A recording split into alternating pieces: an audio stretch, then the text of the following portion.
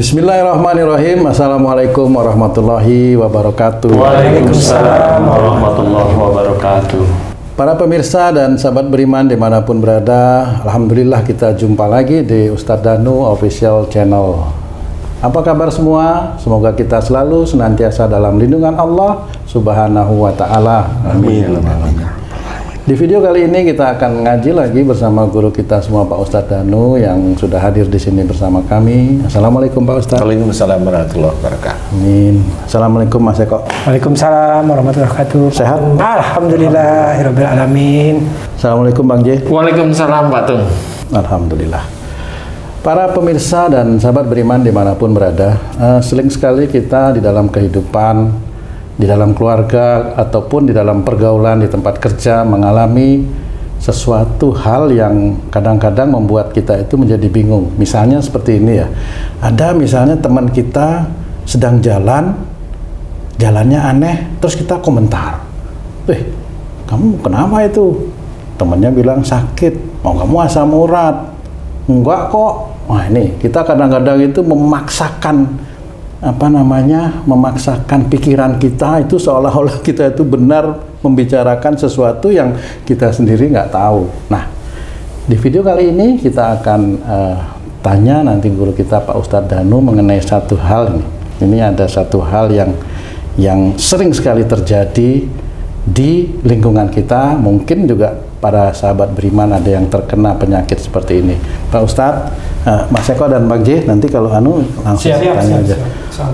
Jika seseorang mengalami sakit di daerah tumit ya Pak Ustadz, itu yang menyusahkan sekali kalau dia jalan jinjit sakit, seperti katanya tertusuk-tusuk. Wah, itu sebenarnya secara akhlak disebabkan oleh apa itu Pak Ustadz? Iya. Bismillahirrahmanirrahim. Assalamualaikum warahmatullahi wabarakatuh. Waalaikumsalam warahmatullahi wabarakatuh. Amin ya rabbal alamin. Iya, memang ini agak susah-susah gampang untuk menganalisa, tapi insya Allah alhamdulillah sudah banyak sekali pasien yang sakit pada tumit yang seperti ditusuk tersebut itu diberi kesembuhan oleh Allah Ta'ala ya. Alhamdulillah. Nah, memang ini kalau dibilang itu asam urat, tes darah bukan asam urat, bukan kolesterol, tapi kok tumitnya sakit. Setiap pagi sakit, sampai siang, sampai kadang seminggu, kadang 2 minggu, kadang 1 bulan nggak sembuh-sembuh di tumit. Jadi jalannya itu selalu pincang gitu Pak. Jadi pincang gitu kalau tumit ya. Nah, sebenarnya ringan dalam menganalisa sesuatu itu sebenarnya saya bikin ringan aja. Tumit itu kan dipergunakan kalau lagi jalan sih semuanya biasa, tapi kalau yang namanya lagi jengkel nih, atau kita mau nginjak yang ada sesuatu di bawah jadikan jengkel, sesuatu yang besar, itu yang kita pakai itu biasanya tumit atau kaki bawah bagian depan, itu aja. Tumit biasanya. Tumit rata-rata ya, maunya dihentakkan ya. Nah, sebenarnya proses kejadian sakit di tumit itu sama seperti keinginan kita tadi. Inginnya itu menghentakkan kaki sehingga sesuatu di bawah itu entah pecah, entah sakit, entah apa seperti itu. Ya, dengan marah yang membara lah. Kalau dia marahnya nggak membara, bukan tumit. Bukan tumit. Kalau marahnya biasa paling malah ngomong. Jadi tidak menghentak. Dia tidak menghentak, dia hanya ngomong aja. Nah, kalau tumit ini berarti ada marah yang kuat dan bisa dikatakan ada kebencian, ada dendam, ada kebencian yang kuat. Walaupun belum tentu benci ini muncul melalui kata-kata. Ya, itu istilahnya punya sifat bencinya lebih kuat. Istilahnya, jadi marah dan benci itu langsung bersanding bersamaan. Kalau marah itu dia sekejap bisa atau beberapa waktu bisa, tetapi benci itu bisa dampingin marahnya. Jadi seorang benci itu kan nggak harus marah, nggak harus marah, tapi dulu pernah marah, tapi kalau sekarang benci ya nggak harus marah. Tapi masih tetap benci? Iya, benci masih. Tapi nggak marah. Enggak. Dendam maksudnya satu. Ya, dendam itu. Nah, orang yang sakit pada tumit insya Allah punya karakteristik seperti itu. Kalau marah maunya nginjek beneran gitu. Jadi beneran istilahnya. Jadi kalau dendam itu inget aja. Umpamanya saya dilengserkan oleh atasan saya persis. Dari kapro menjadi deputi. Itu bukan Pak Ustadz. Siapa itu? Pak Ustadz. Siapa? Saya. Itu bukan Pak Ustadz, temannya Pak Ustadz. Temannya saya. Itu hari itu seminggu, sebulan, 2 bulan, 3 bulan itu masih jengkel aja. Nah, jengkelnya inilah memunculkan benci sebenarnya. Jadi nggak harus keluar ya Ustadz ya? Nggak harus ucapan ya? Enggak, kalau keluar malah dinonaktifkan. Dinonaktifkan, nggak diproyek. Kalau nggak diproyek kan nggak ada mel ya pasti. Nggak bisa nggatai Basboro kan begitu ya. Jadi dia diem, dia kan ngikutin mamanya. Kalau saya seperti itu, saya itu terus mikir sehari-hari. Bukan apa kesalahan saya, tapi kenapa saya diginiin ya gitu. Gitu ya. Jadi nggak pernah introspeksi seperti itu. Saya nggak introspeksi tentang kekurangan saya atau ini, tapi maunya menonjolkan ego, menonjolkan bencinya, menonjolkan dendamnya. Nah di titik itulah bisa besok-besoknya keluar di ya tumit. Besok-besok nggak harus hari itu, bulan itu, enggak. Iya. Nanti akan sama lagi umpamanya saya aja dulu deh ya. Saya kalau jengkel sama istri saya itu umpamanya WA-an ngomong lewat WA itu tuh langsung saya matiin, sudah saya geletakin. Itu kan jengkel sekali saya jadi. Ustadz, itu contohnya Ustadz emang bener Ustadz suka Umpama. Di sini ada 3 laki-laki. Ya, ini udah gemeteran semua. Kalau saya jengkel mau umpama sih. Kalau jengkel sama istri sampai menggebu dan nggak ngomong mamanya. Nah itu kan bisa. Jengkel itu mamanya kenapa? Kok aku aja disuruh? Dia yang nganggur malah nggak jalani, malah aku lagi lah. Itu kan jengkel itu. Umpama aku. Ya kalau Haji J sama istri kan nggak berani Ji. Iya. Kalau Haji J kayaknya nggak pernah sakit tumitnya Pak Ustadz. Nggak pernah dia. Dia nggak ada dendam. Dia sakitnya itu di mana ya? Di sini kan Haji J. Gitu. Jadi umpama seperti itu. Nah nanti kalau saya itu akan tumit, akan sakit. Ada benci yang kuat, dendam, jengkel, marah, ego jadi satu ya di titik-titik itu. Tinggal milih mana yang keluar. Marah yang kuat yang menggebu ya di situ nanti keluarnya. Itu porsinya lebih besar di keluarga atau di tempat kerja atau lingkungan lain itu Pak? Jadi gini, sebenarnya di keluarga sama tempat kerja ini sama. Sama, sebenarnya sama. Cuma kesalahan ini di titik mana? Nah, biasanya kesalahan kalau itu di keluarga lebih besar, umpamanya kamu tung sama istrimu, itu lebih besar daripada kamu sama temenmu atau anak buahmu, umpamanya. Karena pada saat kamu dengan anak buahmu kan, kamu tinggal marah selesai. Bener. Kan gitu. Iya. Tapi kalau kamu sama istrimu marah, lah itu kan istriku akan kembali lagi kan gitu. Betul. Ketemu besok lagi, jengkel lagi. Nah itu kan nggak selesai jadinya. Jadi sehingga prosentase di keluarga itu sebenarnya lebih besar, tapi bisa aja lebih besar di pekerjaan kalau mamanya kamu di pekerjaan itu selalu kamu merasa dolimi mamanya. Nah itu juga kamu akan kalau ketemu dia lagi jengkel lagi, ketemu dia lagi jengkel lagi seperti itu. Kan mirip kalau ketemu dengan istri. Ya seperti itu. Tinggal nanti prosentasenya banyak di mana. Kalau banyak di istri ya nanti di kaki, kalau di keluarga ya di tangan. Kalau di keluarga ya di kaki, kalau di pekerjaan ya di tangan. Posisinya seperti itu. Tapi kalau udah dendamnya tidak melalui pekerjaan, dendamnya itu secara pribadi ya sama ditumit. Gitu. Dendam secara pribadi itu ditumit nanti. Tapi kalau jengkel di pekerjaan, wah padahal aku nggak ini wah itu nanti di tangan. Seperti itu. Kalau nggak di tangan dirusuk. Tapi intinya, insya Allah itu biasanya dari marah yang menuju ke arah kebencian atau menuju ke arah dendam sama kaku seperti itu. Ustaz, lanjut ya Ustaz. Kalau posisinya Ustaz di tumit kanan sama di tumit kiri ada bedanya nggak Ustaz? Ya tetap insya Allah ada bedanya. Kalau di kanan itu biasanya dia apa yang dikerjakan itu kelihatannya baik, kelihatannya baik gitu ya. Saya nggak bilang itu baik beneran, kelihatan aja di titik baik. Kalau di kiri ya apa yang dikerjakan itu ya nggak baik gitu.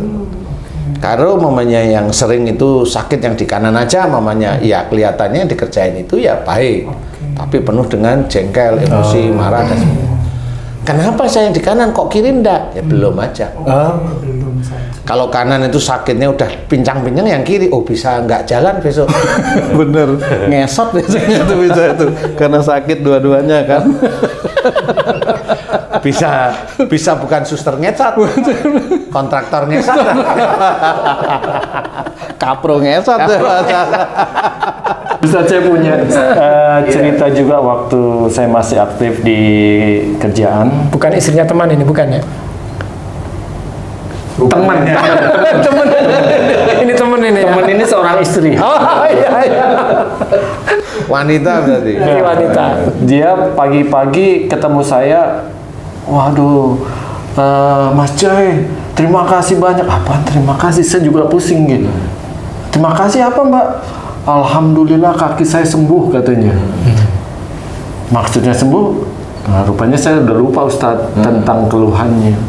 Dia itu telapak kaki bagian belakang, tumit ya di bawah itu sakit Kak, ditusuk-tusuk gitu kan. Sampai dia tidak tahan ke dokter. Ke dokter, dokternya perempuan.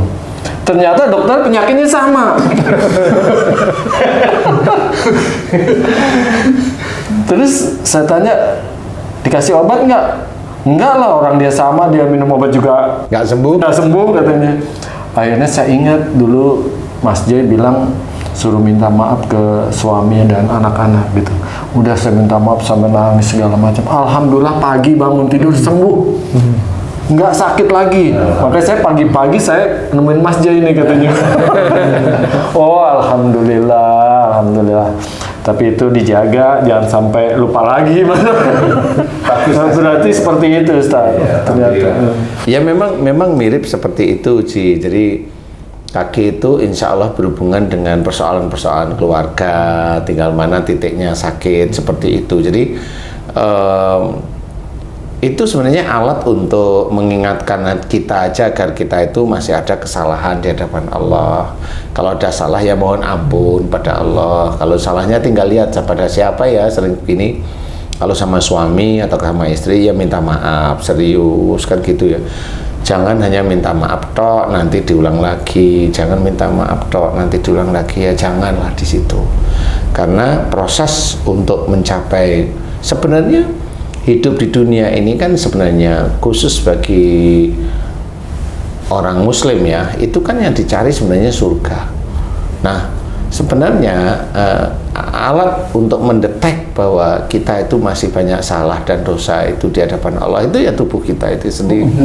Indikator. Iya, tubuh kita ini sendiri. Jadi kalau istilahnya Allah sudah menceritakan dalam Quran ya, salah satunya dalam surat As-Sajdah 2 saya ceritakan, wala nutikannahum minal adabil adna dunnal adabil akbari la'allahum yarji'un.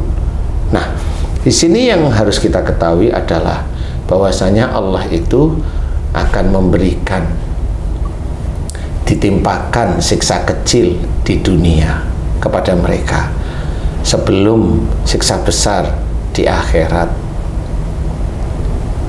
Yang harus kita ketahui bahwa ini pun tetap dibahas oleh Allah Ta'ala dalam Quran. Berarti kalau kita itu sakit, kita difahami bahwa sakit itu atau siksa kecil, sakit dari mana? Dari perbuatan kita sendiri. Ayatnya jelas, wa ma asabakum min musibatin fa bima kasabat aydikum. Apa saja musibah yang kita terima atau sakit yang kita terima itu disebabkan dari buah tangan kita sendiri. Nah sebenarnya kalau sudah kita fahami, ayo kita kembali mohon ampun kepada Allah Ta'ala. Nah, yang banyak orang tidak tahu adalah kalimat belakang dari as-sajadah tadi, wala nutikannahum minal adabil adna dunnal adabil akbari la'allahum yarji'un. Nah, la'allahum yarji'un inilah sebenarnya obatnya. Dan Allah akan menimpakan kepada mereka siksa kecil di dunia, yaitu sakit, sebelum siksa besar di akhirat, yaitu masuk neraka. La'allahum yarji'un artinya agar mereka kembali ke jalan yang benar. Nah, sebenarnya diceritakan di kehidupan sekarang itu ada orang sakit, besok sakit itu kalau nggak dibereskan kembali pada syariat Allah akan masuk neraka. Makanya agar mereka kembali ke jalan yang benar ini apa? Jalan yang benar itu apa? Satu Quran, satu as-sunnah Rasulullah Muhammad SAW. Nah, ini yang harus kita pahami.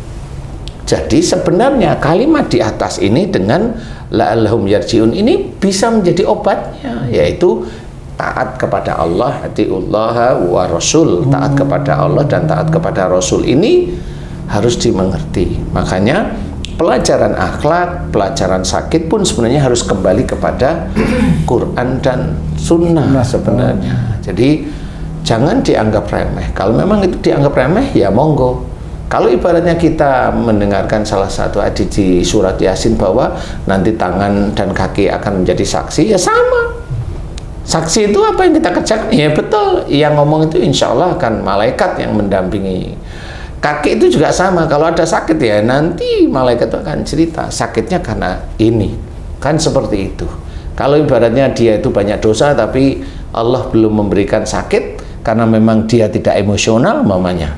Ya memang dia nggak sakit, tapi dia banyak dosa. Ya tetap aja malaikat tetap akan membawa catatannya mereka. Jadi jangan dianggap remeh bahwa sakit itu hal biasa, kemudian taruh di rumah sakit sembuh.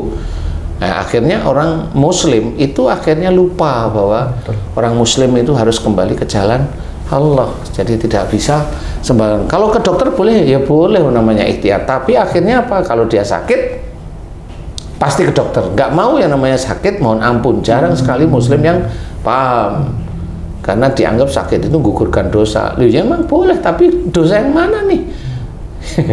Dosa yang mana nih? Jadi apakah sama dosa umpamanya seorang ustadz atau ulama atau kiai dengan dosanya orang yang nggak pernah sholat umpamanya, atau sakitnya ulama atau kiai dengan sakitnya itu sama-sama menggugurkan dosa, padahal dia sendiri bertobat aja nggak pernah, sholat aja itu ya jarang, sangat jarang sekali, tidak menghargai orang. Masa sama-sama menggugurkan dosa? Dari titik mana menggugurkan dosa? Kalaupun ulama atau ustadz, ya wallahualam kita nggak tahu. Intinya kalau memang itu akan kembali ke jalan Allah, mudah-mudahan itu akan dimudahkan oleh Allah Ta'ala. Jadi caranya bagaimana? Kalau memang tumitnya sakit, belajarlah pahami. Berarti ada marah yang terselimuti dengan benci atau dendam kepada seseorang. Kalau itu seminggu, 2 minggu, 3 minggu nggak sembuh, insya Allah itu dendamnya kepada siapa? Bisa kepada pasangan, bisa kepada orang tua atau mertua, atau bisa kepada teman kerja. Jengkel sekali seperti itu. Nah, kalau itu ketemu, diem, renung, mohon ampun kepada Allah Ta'ala, satu pada pasangan mohon ampun, kemudian minta maaf. Kok belum sembuh? Kepada orang tua minta maaf, kemudian tiap hari kok belum sembuh nih, udah 3 hari seminggu nih belum sembuh, berarti tidak di titik itu. Bisa aja dengan teman kantornya menjengkelin. Kalau nggak dengan teman kantornya, kalau dia dilihat kayaknya tipenya nggak jengkel sama teman kantor, sama siapa? Pimpinannya. Berarti sama pimpinannya yang mendepak dia dari kapro menjadi deputi. Iya. Nah, itu bisa jadi seperti itu. Kemudian ya dia harus minta maaf kepada orangnya atau mohon ampun kepada Allah Ta'ala. Serius, jangan diulang lagi. Kalau tidak diulang lagi, belajar untuk istiqomah tidak mau mengulang, insya Allah bisa sembuh cepat. Insya Allah seperti itu. Ustaz, kalau kita meminta maaf sama dengan orang yang kita zolimi, yang tadi Ustadz bilang, apakah minta maafnya itu supaya penyakitnya sembuh atau gimana, Ustadz? Ya, sebenarnya boleh-boleh aja karena umpamanya JJ tahu sakitnya itu dari orang yang kita dolimi, boleh silahkan. Niatnya itu. Iya boleh silahkan, tapi meminta maafnya ikhlas. Bukan hanya pengen sembuh, tapi benar-benar tahu kalau saya dolimi dia. Nah kan gitu. Persoalan sembuh itu nanti, tapi tahu sakitnya itu dari itu.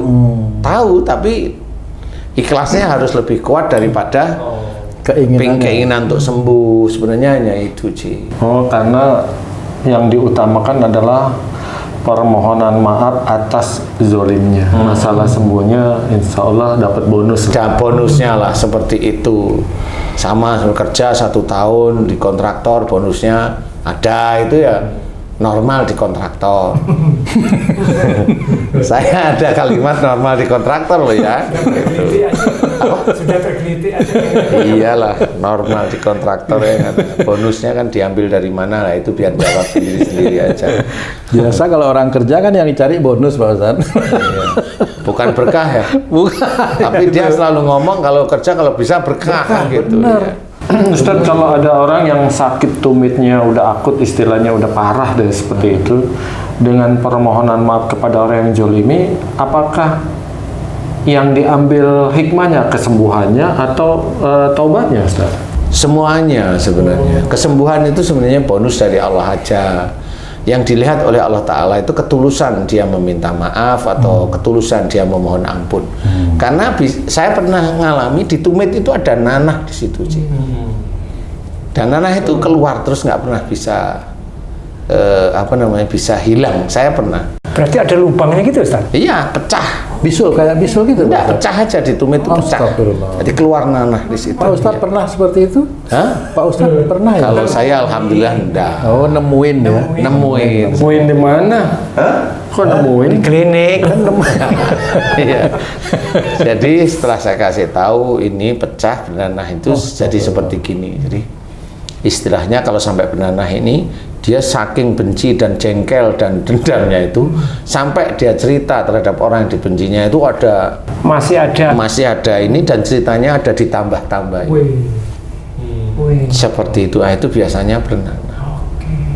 Nah itu racun, jadi istilahnya dia sendiri menceritakan yang sebenarnya bukan di titik persoalan dia tapi ditambah-tambah ya nanti bernanah. Insya Allah seperti itu. Berarti nanah itu di tempat yang lain juga seperti itu, Ustaz? Insya Allah ada overnya. Ada racunnya di nanah di gigi, ada racunnya pada saat dia ngomong. Seperti itu. Nah, kalau nanah di usus berarti ada racun, ada kemarahan yang wujudnya itu seperti orang itu ada fitnah, ada mempolitisir dan sebagainya di dalam keluarga. Kalau nanah di usus ya, insya Allah seperti itu. Jadi semua hal-hal itu terlihat. Makanya kenapa kalau orang disuruh belajar ikhlas itu ya kalau sudah melakukan sesuatu ya sudah lepaskan aja, nggak usah terlalu dipolitisir sehingga menjadi enak didengar orang kayak gitu. Tapi juga kalau orang mempolitisir sesuatu belum tentu dia itu juga bernanah, karena untuk mencapai nanah itu dia harus dengan emosi. Biasanya harus dengan emosi. Kalau dia mempolitisir sesuatu kemudian tidak emosi, kemudian dia memfitnah, dia tidak emosi, ya nanah nggak akan keluar. Keluarnya nanti kalau masuk neraka. Itu langsung. Iya, tetap catatannya dia ada walaupun dia tidak bernanah. Insya Allah. Wallahu a'lam. Baik, alhamdulillah, terima kasih banyak Pak Ustadz penjelasannya mengenai sakit di tumit. Para pemirsa dan sahabat beriman dimanapun berada, mudah-mudahan apa yang telah disampaikan oleh guru kita Pak Ustadz Danu, bagaimana beliau memberikan analisa dan solusi kepada kita terhadap sakit yang terjadi di tumit. Mudah-mudahan ini bisa bermanfaat untuk kita semua. Amin. Khususnya bagi diri kami. Amin. Saya Tung pamit diri, sampai jumpa di video kami yang lain. Jika ada kata-kata kami yang salah dan kurang berkenan, kami mohon maaf. Wassalamualaikum warahmatullahi wabarakatuh. Waalaikumsalam warahmatullahi wabarakatuh. Alhamdulillah.